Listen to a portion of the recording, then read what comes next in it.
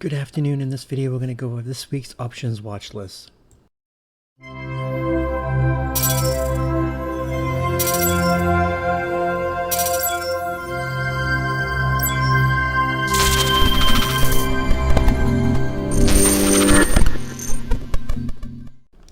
Before I get into the watch list, if you're not in the room, you can find the link in the description of the video and in my bio section of social media accounts. Also, please like the video, subscribe to the channel if you haven't done so already. This could be a kind of a busy, crazy week. We have a lot going on this week. Right now, put to call ratio is at 0.50. It's pretty low. The last time we were down here was March 20th and February 2nd. February 2nd is right here. It was pretty low right there. We get them VIX popped. And what was the other one? March 20th, which is right here.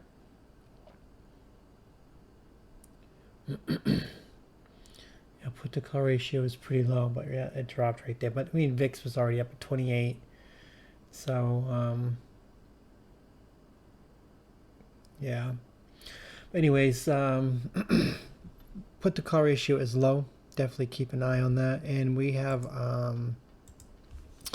the economic calendar for the week. Monday, we have the 10-year bond auction at 1 o'clock. Definitely keep an eye on that. And we have the federal budget balance at 2 o'clock. Normally don't pay attention to those, but they've been moving the market a little bit lately. So it's worth looking at and noting. Tuesday, CPI, I think they could probably come in hot. If that comes in hot, that's not going to be good. Wednesday morning, we have PPI. And then we have FOMC on 2 o'clock and Powell at 2:30. Wednesday is going to be a very, very busy day. Thursday, we have, let's see, core retail sales, unemployment claims in the morning. That's it. And Friday, we have consumer sentiment and treasury currency report. That could be something pretty big, but it doesn't have a set time for the treasury currency report. It just says tentative, so it could be any time throughout the day it could drop, which I don't like that. And so that could be a pretty big mover. But Wednesday's FOMC, we get some inflation numbers, we get a lot of economic numbers coming out. And with the fact that the VIX is at below 14, something is going to make it pop this week. A couple scenarios. One is that we could dump hard Monday, Tuesday, and into FOMC, and then FOMC could come out and do something like not raise rates or pause rates, or then the market could take off. Or we could just stay. SPY could just channel up here and stay in around the 429, 430 area. Then FOMC comes out and something happens and market dumps. The VIX is way, way too low for this week, especially with all the economic numbers and FOMC. VIX is going to pop. The question is it going to pop before FOMC, or is FOMC going to be the catalyst that makes it pop? So that is going to be the big question of the week. Is so if VIX does pop and the SPY does dump before FOMC, we could end up seeing FOMC make the market pop. But if the market doesn't drop at all, FOMC could be something that makes the market drop. So one of those two scenarios is going to play out. Which one? I have no idea. That's why you need to be in the room. We'll take it day by day. The inflation numbers could come in hot. Could back the Fed into a corner, because the Fed is trying to kind of taper off and do rate increases, at least pause them. Some are saying they're going to cut rates. They're not going to cut rates this year. They're in no position to do that. That's pure hopium. That's pure ignorance. The moment they stop raising rates or even cut, inflation is going to rage and it's going to backfire, and they're going to go back and have the repeat of the 70s again, which is stupid for the Fed. But the Fed is just stupid anyways. They're the one that created this mess, so they're not the brightest or the sharpest knife in the toolbox anyway. So so that's what I think is going to end up happening. Question is which one is going to happen. So VIX below 14, we're going to see this thing pop to probably 18 or even 20 this week. What the catalyst will be, will be, could be, it might not even be inflation or FOMC. I mean, something could happen with China and the U.S. I mean, we've had so many close calls with China being aggressive towards our Navy, our ships and our aircraft, that it could be something small could spark a fire or fight or something. I don't know. I mean, anything can happen. There's so much things happening in the world right now. The smallest thing could just send everything spiraling out of control. The VIX is too low. If something's going to happen this week. I thought something was going to happen last week, but there's something definitely going to happen this week. We get plenty of catalysts this week that's going to trigger something. So we'll just have to see what happens. With that said, we'll look at SPY. SPY has been hovering around the 429, 430 area. If this thing ever loads. Okay. RCT trend line's right there. Double top on the weekly. You can see this daily candle outside the Kellner channel came back in. It gets underneath this 426 area. We have a gap fill down here at 423. Then we get some gaps down here at the 407 area, and then we have some down here, the 398 level. So get some gaps to fill down here. I think that we could definitely come visit the 410.50 area, which is big resistance pivot area that we've been battling for weeks back last month. So we could end up going back down to there. And but I don't think that SPY is going to go any more than what it's going now. I think something's going to happen this week that's going to make it pull back, but I could be completely wrong. But we just have so much going on this week, so I'm only looking at the downside. I'm like the last week, I'm not looking at calls if VIX is below 14 or even 13.50. No way, no way. So that's what I'm looking for. The downside on SPY on the 426 down to 425, 420, 415, and 410. And you get 405, you get 400, then you get the 395 area. So we'll have to see what ends up happening. Apple, it's has a nice red candle finally on the weekly after a couple months worth of green weekly candles being outside the Kellner channel. Maybe this is actually going to have some weakness, so I'd watch it underneath 177. We're pushed down to the 175, then you get to 170, 165. You get a gap fill right here, 168, 165. Then you got 160. Basically every $5 on these ones. I don't like playing Apple because they don't really move that much, but definitely keep an eye on that. BA is probably the only one that's got a little bit of hope. It could end up breaking out. Sometimes BA just ignores the market and does what it wants to do.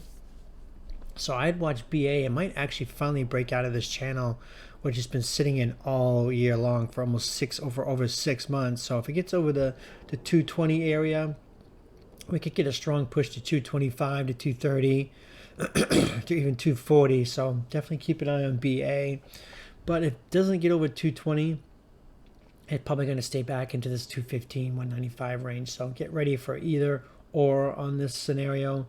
I think, though, if it gets over the 220 and market conditions are right, that BA could end up making a strong move. So definitely keep an eye on that. Now, Target is another one to keep an eye on. I know the Target's got a lot of drama going on about its stuff in the stores, but I'm looking at it from the point of view that it gets down here at the 120 level.